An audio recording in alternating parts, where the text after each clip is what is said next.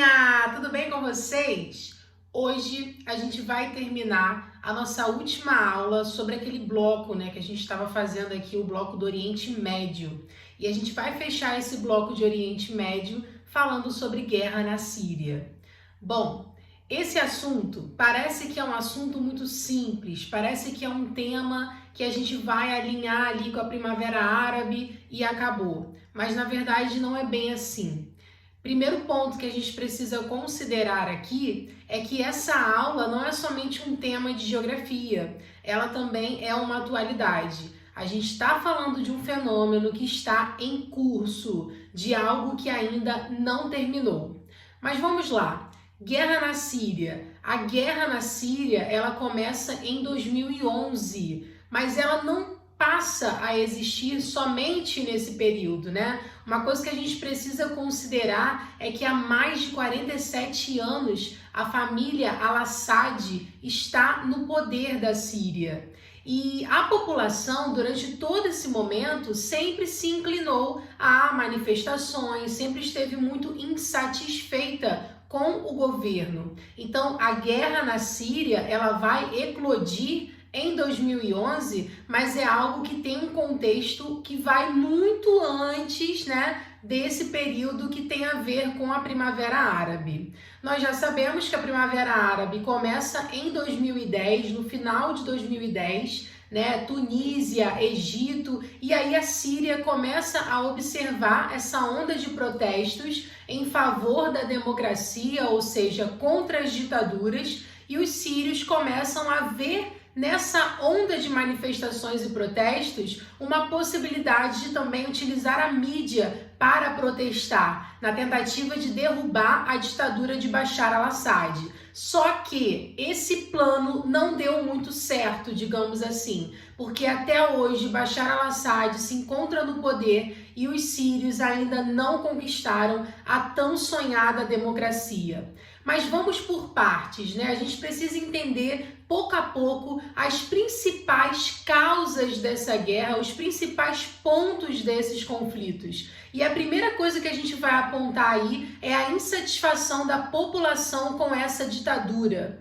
O segundo ponto é que em 2011 começa essa onda de manifestações e protestos na Síria e Bashar al-Assad, o exército sírio, reage de uma forma muito violenta, atacam os manifestantes de uma forma muito violenta, muito sangrenta. E não é somente ali naquele momento da manifestação e dos protestos, Existe também uma série de sequestros que foram feitos com aquela população.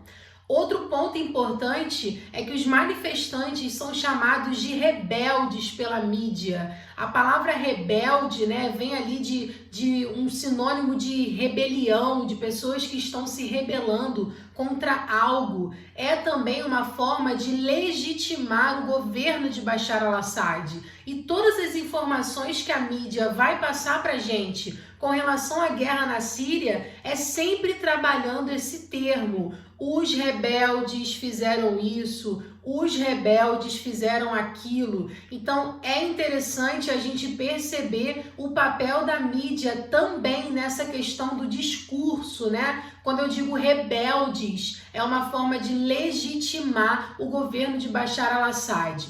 E por que existe essa tentativa de legitimar um governo tão violento, um governo ditatorial, um governo que vai contra essa população de uma forma sangrenta, de uma forma desumana? Porque existem pessoas que apoiam a permanência do Bashar al-Assad no poder da Síria. A gente precisa entender que quando uma ditadura está para ser derrubada, sempre tem alguém, ou algum grupo de pessoas que vai tomar esse poder. E no caso da Síria, não existe apenas uma oposição. Tempos atrás, logo que começou aí essa onda da Primavera Árabe, por volta de 2011, 2012, era muito comum ouvir: tira o Bashar al-Assad, coloca o povo no poder.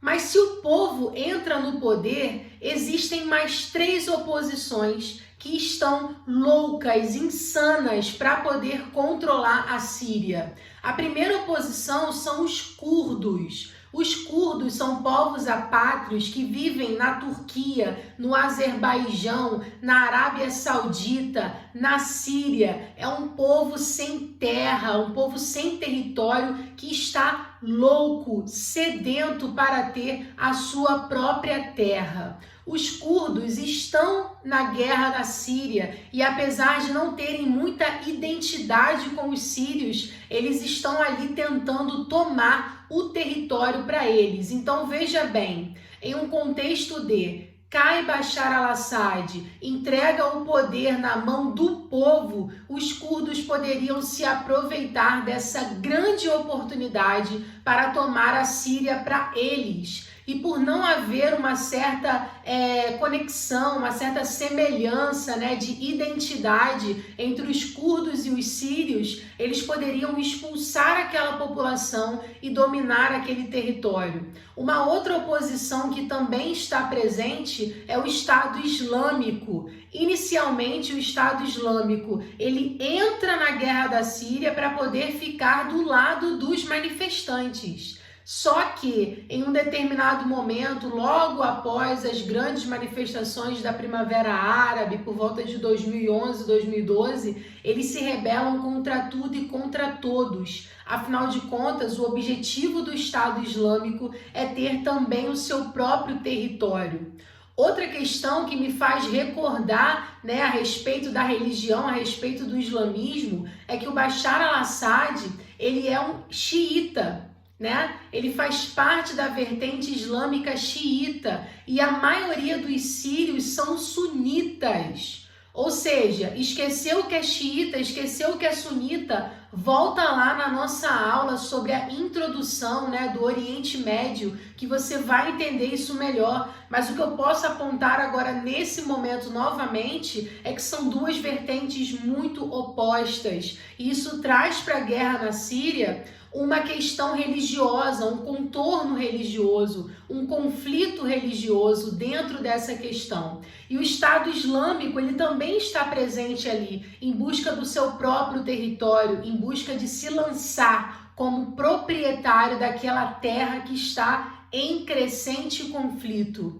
Uma outra oposição que muita gente não fala é um grupo de opositores que são frequentemente financiados pela Al-Qaeda. Essa galera também quer dominar esse território.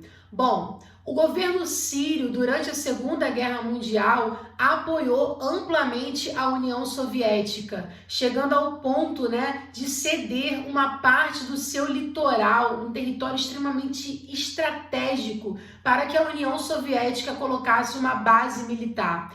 E hoje a Rússia não quer que Bashar al-Assad saia do poder para não perder essa grande base militar que fica ali no Mediterrâneo. Então a gente olha para a guerra na Síria e percebe o seguinte: a Rússia ela está do lado de Bashar al-Assad e os Estados Unidos está do lado da população, enquanto que existem mais 3 oposições. Então, quando a gente olha para a guerra na Síria, a gente percebe que a solução está muito longe de acontecer, porque são muitos conflitos em curso, são muitas pessoas que estão ali em defesa de várias ideias que divergem umas das outras, né? Não é somente a população contra o governo, como muita gente acredita, né? Não é somente uma população que quer democracia, que quer a queda de um ditador, mas é a população, é o Estado Islâmico, são os curdos e a oposição que é aí financiada pela Al-Qaeda.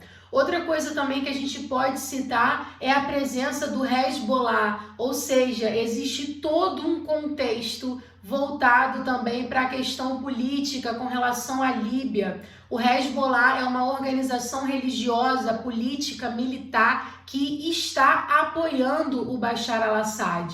E hoje, algo que a gente não pode deixar de perceber quando a gente fala da guerra da Síria é o fato da guerra da Síria ser hoje um segundo motivo, um grande motivo, para que exista um dos maiores números de refugiados no mundo. O primeiro motivo foi a Segunda Guerra Mundial e o segundo motivo no mundo é a guerra da Síria. A gente está falando aí de um conflito que deixou mais de 500 mil de pessoas mortas, que gerou aí também uma dispersão, uma saída das pessoas em busca de refúgio, um percentual populacional de mais de 7 milhões de pessoas foram embora da Síria. E hoje, quando a gente olha a situação dos refugiados no mundo, a gente vê o quanto de sírios que existem na Europa, no Brasil também, na América Latina como um todo, buscando aí refúgio em países árabes, por todo o Oriente Médio. Então a gente está falando de um conflito sangrento, de um conflito muito violento, de um ditador, de um governo que vai de encontro a essa população sem ter nenhuma humanidade, sem considerar nenhum valor com relação aos direitos humanos. Outra questão que a gente precisa também citar é o fato de Bashar al-Assad não deixar nenhuma ajuda da ONU entrar, nenhum tipo de missão entrar para ajudar aquelas pessoas, nem de saúde, nem de alimentação, nem de ajuda para que aquelas pessoas consigam sair da Síria com segurança. Então a gente está falando realmente de um conflito completamente desumano. E a solução está muito longe de acontecer. Infelizmente, a gente termina essa aula dizendo que não existe uma solução ainda definida, né? O que existe é uma defesa para que Bashar al-Assad continue no poder, com medo de quem pode ocupar a Síria. E a democracia seria um sistema que os sírios nunca provaram na vida, seria algo muito diferente de tudo aquilo que eles já viveram, né? Poder votar, poder decidir, poder existir em um país, dizendo aquilo que você pensa, lutando por aquilo que você deseja. Porque quando a gente fala em ditadura no Oriente Médio, a gente está falando de governos que deixam a população desempregada, com índice de desenvolvimento humano lá embaixo, vivendo situações de vulnerabilidade, situações de vida muito precárias. Então, as pessoas não estão manifestando à toa, as pessoas não estão manifestando somente contra o regime ditatorial que não deixa elas se posicionarem, né? Como se isso fosse somente, isso não é somente. Mas não é apenas uma pauta, isso que eu quero dizer. Existem muitas demandas em jogo, né? A questão da corrupção, a questão da violência, a questão de você não ter acesso a bens básicos, como saúde de qualidade, educação pública de qualidade. Outra coisa que chocou muito na guerra da Síria é o fato de adolescentes terem sido presos dentro de suas próprias escolas. E se vocês observarem na mídia, vocês vão descobrir que esses adolescentes, eles pichavam as paredes das escolas com frases revolucionárias, querendo publicar para o mundo aquilo que eles estavam sofrendo. Então, muitas atrocidades aconteceram e ainda estão acontecendo na Síria. E terminamos aqui a nossa aula com esse sentimento de muita tristeza, né? Com esse sentimento muito voltado para a torcida, para que isso acabe de uma vez por todas. E infelizmente nós estamos falando aí de algo que ainda está em curso. Fiquem atentos também aos assuntos, aos temas que dizem respeito aos refugiados. E nos próximos vídeos a gente vai falar um pouco mais sobre o Oriente Médio, a gente vai falar de islamofobia, a gente vai falar sobre essas atualidades que dizem respeito à geopolítica mundial. Tchau, tchau, ficamos por aqui e até a próxima.